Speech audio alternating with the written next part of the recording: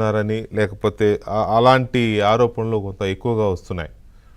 అవి క్రియేటెడా లేదా నిజంగానే జరుగుతున్నాయా అనేది ఒక అంశం అయితే, క్రియేటెడ్ అయినా ఉద్దేశపూర్వకంగా చేస్తున్న ఆరోపణలైనా లేక వీళ్ళ ప్రమేయం ఉండడం వల్ల జరుగుతున్న ఆరోపణలైనా కూడా అయితే ఆ తప్పుని సరిదిద్దుకోవాలి, లేదా ఆ తప్పులకి తిప్పికొట్టాలి, ఆ విమర్శలకి ఆ దాడికి తిప్పికొట్టే ప్రయత్నం చేయాలి.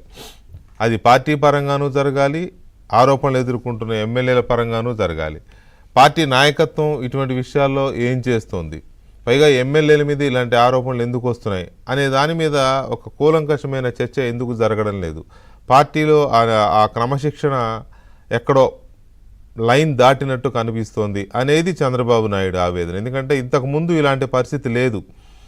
ఎక్కడో ఏదో మూల అనుకోకుండా ఒకటి అరా అప్పుడప్పుడు ఏమన్నా వినేవాళ్ళమేమో, కానీ ఈ స్పెల్లో ఈసారి 2019 తర్వాత ఇప్పుడు మొన్న ఎన్నికలు 24 ఎన్నికలు జరిగిన తర్వాత, కూటమి ప్రభుత్వం వచ్చిన తర్వాత ఇటువంటివి ఎక్కువ అవుతున్నాయి.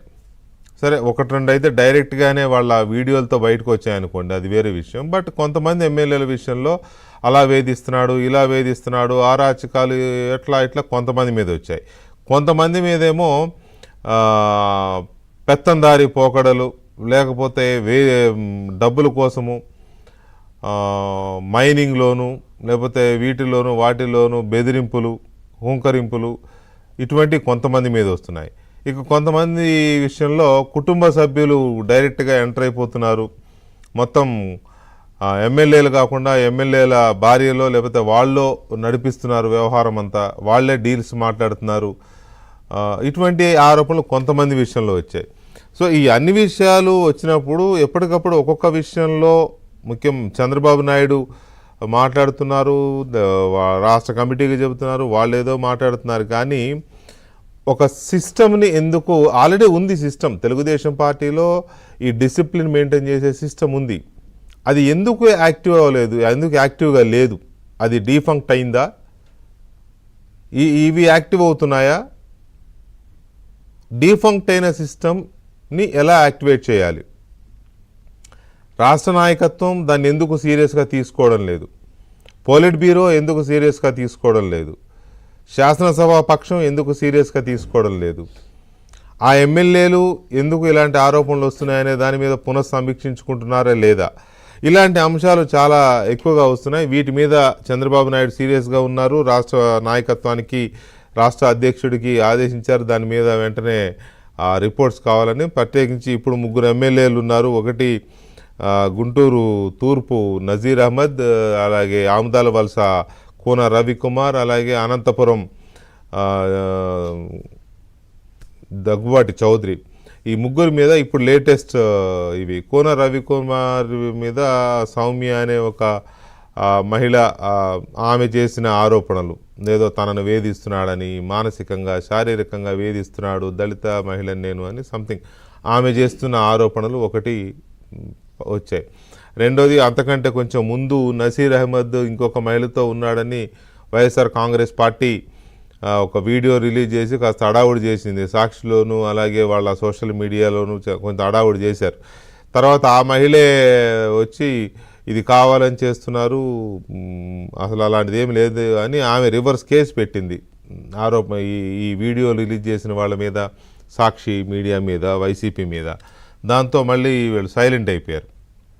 ఇప్పుడు అనంతపురం శాసనసభ్యులు దగ్గుబాటి చౌదరికి సంబంధించి ఆయన జూనియర్ ఎన్టీఆర్ని దుర్భాషలాడాడు అనే ఆడియో ఒకటి బయటకు వచ్చింది. ఎందుకు అంటే జూనియర్ ఎన్టీఆర్ లోకేష్ విషయంలో నెగిటివ్గా మాట్లాడుతున్నాడు కాబట్టి ఆయన సినిమా ఇక్కడ ఆడొద్దు, అనంతపురంలో ఆ వార్ 2 అనే సినిమా వచ్చింది కదా, అది ఆడడానికి వీల్లేదని ఏదో మాట్లాడాడు అనేది ఒక ఆడియో వచ్చింది. ఆ ఆడియో నాది కాదని తర్వాత అంటాడు ఆయన. అందులో అయితే ఉంది స్పష్టంగానే ఆడియో అయింది అనేది చాలామంది కన్ఫర్మ్ చేస్తున్నారు. బట్ ఆయనేమో నాది కాదు, ఇది దీన్ని మార్పు చేశారనో లేకపోతే మిమిక్రీ చేశారనో ఏదో ఆయన చెప్పేది ఆయన చెప్తున్నాడు. చెబుతూనే అయినా నా పేరు వచ్చింది కాబట్టి సారీ చెప్తున్నాను అంటాడు.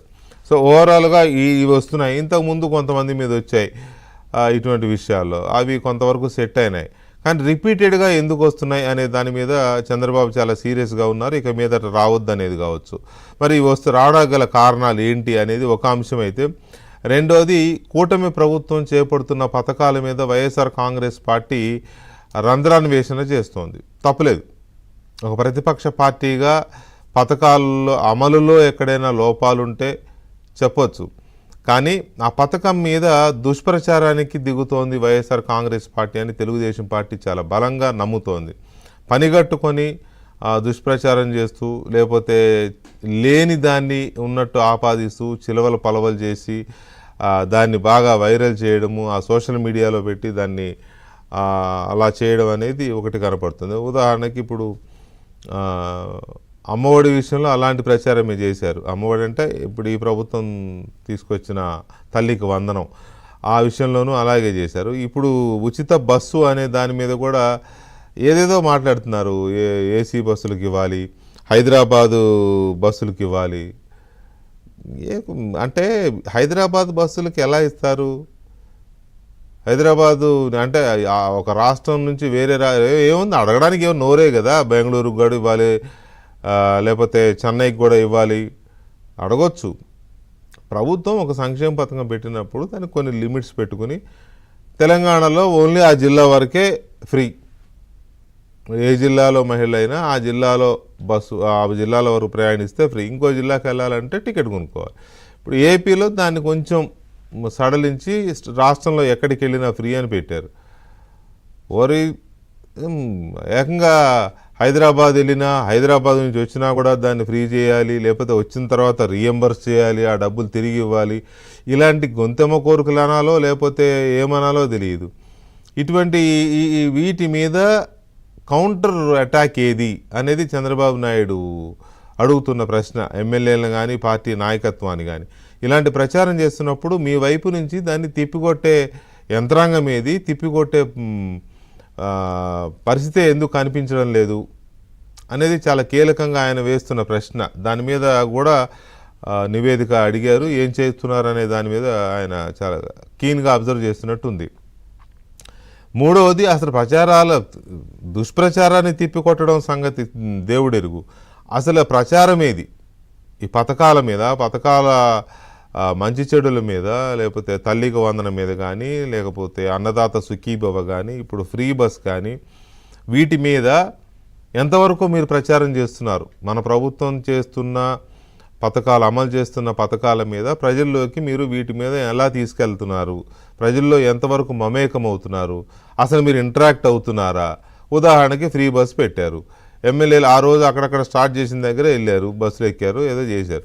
అది కంటిన్యూ అవ్వాలి కదా. కనీసం ఒక నెల 2 నెలలైనా మధ్య మధ్యలో గుర్తొచ్చినప్పుడు వెళ్ళడము, ఆ బస్సులో ప్రయాణించడము, లేకపోతే అవసరమైతే వాళ్ళ నియోజకవర్గం, వాళ్ళ ఊరు నుంచి జిల్లా కేంద్రానికి వెళ్ళినా, ఏదక్కడికైనా వెళ్ళినా కొంచెం దూరం బస్సులో ప్రయాణిస్తూ ఆ కండక్టర్తోనూ అలాగే ఆ మహిళలతోనూ ముచ్చటిస్తూ అవి చేస్తూ వాళ్ళ డౌట్లు, వాళ్ళ ఫీడ్బ్యాక్ తీసుకుని అవి ప్రభుత్వానికి నివేదిస్తే ఇంకేమన్నా మార్పులు చేయాలనుకుంటే చేసుకుంటారు. ఆ ఇంటరాక్షనే లేకుండా పోయింది అనేది ఒక అంశం.